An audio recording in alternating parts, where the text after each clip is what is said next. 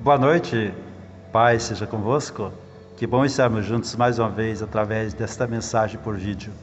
Hoje eu quero deixar uma mensagem para cada um a respeito de um assunto muito importante para nós, principalmente nesse momento pelo qual passamos. Eu quero fazer uma leitura no livro de Tiago, no capítulo 5, mais exatamente do versículo 7 ao versículo 12, aonde está escrito assim: Sede, pois, irmãos, pacientes até a vinda do Senhor. Vede que o lavrador espera o precioso fruto da terra, aguardando-o com paciência, até receber as primeiras e as últimas chuvas. Sede vós também pacientes e fortalecei os vossos corações, porque a vinda do Senhor está próxima. Irmãos, não vos queixeis uns dos outros para não serdes julgados, o juiz está à porta. Irmãos, tomai como exemplo de sofrimento e paciência os profetas que falaram em nome do Senhor. Como sabeis, temos por bem-aventurados os que perseveraram. Ouvistes da paciência de Jó e vistes o fim que o Senhor lhe deu. O Senhor é cheio de misericórdia e compaixão. Mas, sobretudo, meus irmãos, não jureis nem pelo céu, nem pela terra, nem por qualquer outro voto.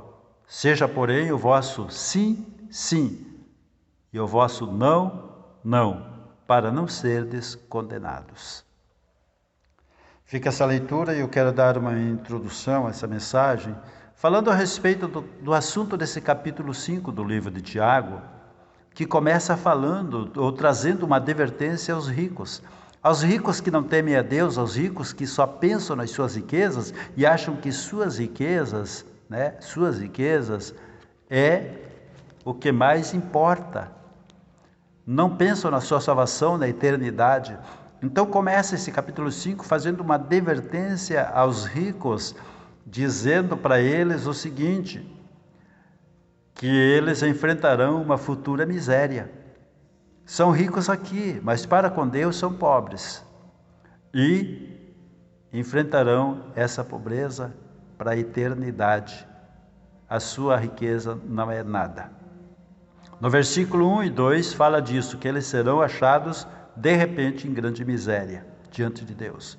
O acúmulo de riquezas, por eles, a retenção do salário dos pobres, que diz no versículo 3, versículo 4, é para eles motivo de condenação e reprovação diante de Deus. Então o apóstolo começa esse capítulo falando desses assuntos, a busca dos prazeres egoístas dos ricos, por exemplo, onde eles, para alcançar os seus objetivos, eles condenam os justos, perseguem os justos, atribulam e prejudicam os justos.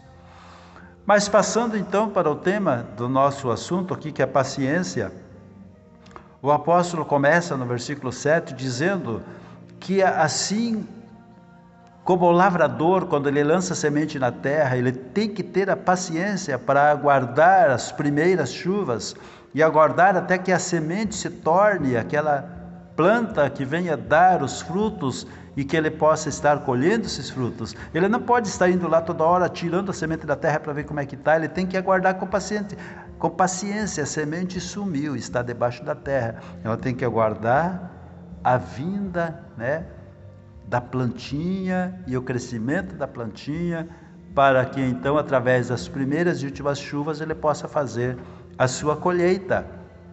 Assim também o apóstolo diz que nós devemos ter paciência e que a nossa paciência esteja pautada, focada na vinda do Senhor, porque a esperança do justo, a esperança do crente, a esperança daqueles que Jesus chamou é nós sairmos daqui e partirmos para a eternidade com o Senhor, alcançarmos a eternidade com o Senhor, sermos levados daqui pelo Senhor, herdarmos a vida eterna, sairmos desta terra tão cheia de complicações e podermos habitar da eternidade com o Senhor. Esta é a promessa de Deus e esse deve ser então o nosso foco, e para que isso aconteça e alcancemos isso, nós precisamos de muita paciência, porque são muitas as provas, muitas as tribulações e muitas vezes muitos os sofrimentos e os vexames, as humilhações pelas quais nós passamos para mantermos o foco da nossa fé em Cristo Jesus, nosso Senhor. Aqui o escritor diz que nós devemos ter paz entre os irmãos, né? Sobre a vinda do Senhor, eu anotei aqui também o capítulo 3 do segundo livro de Pedro, onde ele fala da vinda do Senhor que virá como ladrão à noite, né? Que as pessoas serão pegas de surpresa, desapercebidas, fala dessa terra, desse mundo que está reservada para o fogo e assim por diante. E também no versículo 14 do segundo livro de Pedro, capítulo 3, ele fala então que nós, os irmãos, devemos ter paz entre nós. E o apóstolo Tiago também está falando aqui que nós devemos seguir então o exemplo dos profetas e também termos paz entre nós. No versículo 9, ele diz que nós não devemos andar por aí se queixando dos irmãos, reclamando dos irmãos, né?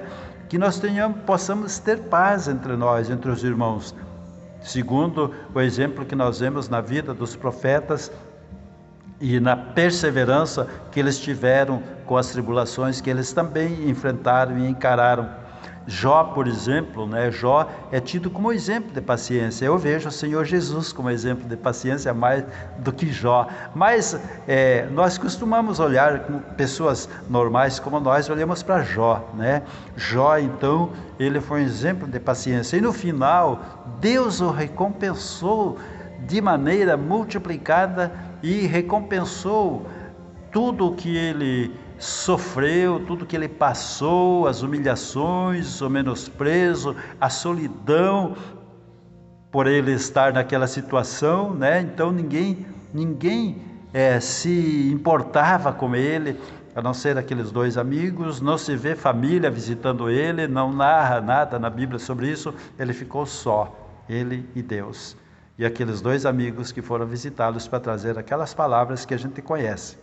Mas o capítulo 42 de Jó diz que ele foi recompensado, ele teve mais 10 filhos, ele teve seu rebanho tudo de volta, muito mais do que ele tinha antes, suas riquezas foram-lhe devolvidas, multiplicadas, ele teve mais 10 filhos, as filhas dele eram as mais formosas, né, daquela época, da sua região. E assim por diante, então, Jó recebeu a recompensa pela sua paciência. Você quer ser recompensado pela sua paciência?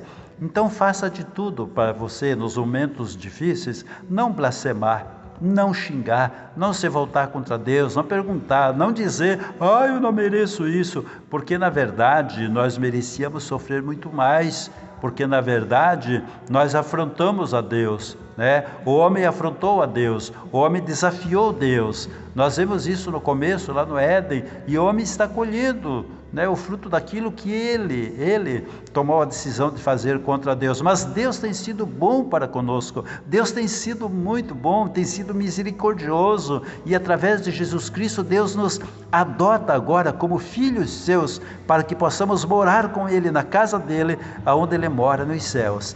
Essa é a promessa. Tenha paciência, irmão, você vai vencer. Não saia do caminho de Deus, não volte atrás, né? Não vá atrás de conversas. Nós temos também aqui no versículo 12 uma advertência a respeito de nós estarmos jogando palavras fora. Tá um conselho ali que também diz para que nós venhamos evitar de sermos volúveis no nosso falar, para não precisarmos estar jurando nem pelo céu, nem pela terra, para que possam acreditar em nós, mas que o nosso falar seja temperado, o nosso falar seja firme. Se é sim, é sim, se é não, é não. Não sejamos volúveis, não sejamos pessoas em que as outras nunca saibam se o que nós dissemos é real, é verdade, se é aquilo. Então, termina esse texto que eu li dizendo para nós não sermos pessoas volúveis de palavras. Tenha paciência, você vai vencer. Você vai sair, nós vamos sair dessa situação, todos nós vamos passar por tudo que passar, Deus sempre vai estar conosco, O Senhor Jesus disse: estarei convosco todos os dias. Deus sempre diz na sua palavra, ali por exemplo em Hebreus 10, não te deixarei nem te desampararei. Então tenha paciência, você vai vencer, em nome de Jesus. Fica esta palavra para você, guarde a sua fé, passe pelo que passar, guarde a sua fé, se mantenha na presença de Deus, ore a Deus, mantenha o foco em Cristo Jesus. Eu quero orar com você agora, que está passando por tribulação e que está perdendo a sua paciência. Vamos orar agora, em nome de Jesus. Eu peço que você fique em silêncio, se quiser orar comigo, ore, se quiser, incline sua cabeça, feche seus olhos, oremos a Deus. Nosso Deus e Pai, em nome de Jesus Cristo, eu oro agora com esse meu irmão, com essa minha irmã, esses meus amigos, e te peço, Deus, que o Senhor esteja alcançando a vida, o coração, a alma de cada um, que o Senhor esteja fortalecendo, abençoando, que o Senhor esteja agora, Deus da glória, indo ao encontro de cada um e dando a eles, Senhor Deus, fortalecimento de coração para que possam esperar pacientemente pela vinda do Senhor, que é a nossa recompensa. Meu Deus, em nome de Jesus Cristo, eu te peço agora que o Senhor esteja abençoando tua igreja, teu povo, que o Senhor esteja abençoando, Senhor Deus, aqueles que estão enfermos agora, que tenham paciência e aguarde que o Senhor vai curá-los. Ó Deus, assim cada situação eu entrego nas tuas mãos, entrego também, Deus, a nossa situação presente, a situação pela qual passamos, Senhor Deus, essa pandemia que é dita e anunciada por muitos. Eu peço que o Senhor esteja dando direção ao teu povo e direção aos governantes para que possam estar passando por tudo isso, Deus da glória, com sabedoria. Abençoa e protege nossos governantes, protege nosso presidente, protege nosso governador, protege nosso prefeito da nossa cidade. Dai a eles direção, sabedoria, unção, dai a eles calma, dai a eles também paciência. Ó Deus da glória, protege eles de todo mal, e em nome de Jesus, que juntamente com a igreja possamos passar por tudo isso, Deus, com paciência e alcançarmos a promessa. Seja assim, meu Deus, em nome de Jesus, que é para a glória do Pai, do Filho e do Espírito Santo. Amém e amém. Fica para você essa palavra, tenha paciência, Deus é contigo, tá? Jesus prometeu nunca nos deixar. Tenha uma boa noite, que essa mensagem sirva para o seu fortalecimento. Você vai vencer em nome de Jesus. Fique em paz. Paz seja contigo.